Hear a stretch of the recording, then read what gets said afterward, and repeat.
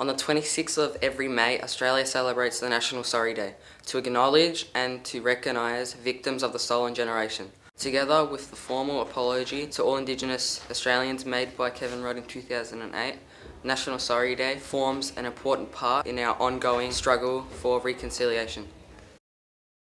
The history of European Australia begins in 1788 with the arrival of the colonial First Fleet at Botany Bay. But the settlers and convicts the ships carried were not the first people to arrive. At the time of British settlement in 1788, between 300,000 and 500,000 Indigenous Australians already called Australia home, comprising 250 separate nations speaking almost 300 different languages. Their people had lived, hunted, and farmed here for over 30,000 years. This makes their society 26,000 years older than the pyramids of Giza and over 20,000 years older than the history of everything recorded in the Bible. But with the arrival of European Australians came disease, war, and social upheaval. By the time of Federation in 1901, only an estimated 90,000 Indigenous Australians remained. That's less than the number of people who currently live in the city of Stonington, South Yarra and the surrounding suburbs. In 1874, the entire Indigenous population of Tasmania alone, an estimated 15,000 people, had been wiped out by sickness and warfare. Today, of their nearly 300 spoken languages, less than 200 remain, and all by 20 are considered endangered of disappearing forever.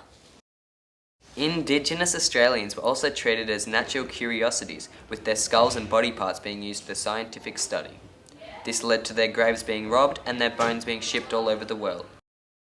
Between 1909 and 1969, 1 in 3 Indigenous children were removed from their parents by church missions and the Australian federal government and placed with European Australian families.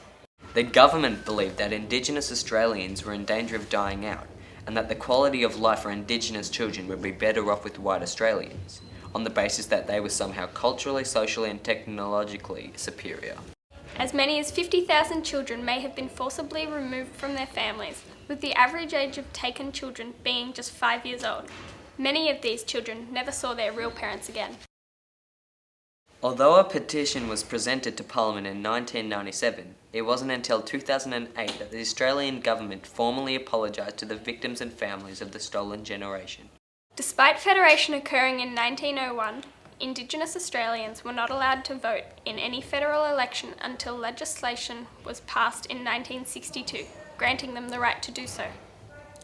It would take until 1967, 5 years later, for the Indigenous Australians to be counted in the government census, allowing them to be counted as citizens of their own country, a country they'd lived in for over 30,000 years. Programs like AIM, National Sorry Day, and Thornbury's own Koori mentorships help us bridge the gaps between Indigenous and non-Indigenous Australia. Only by celebrating our differences can we truly understand similarities.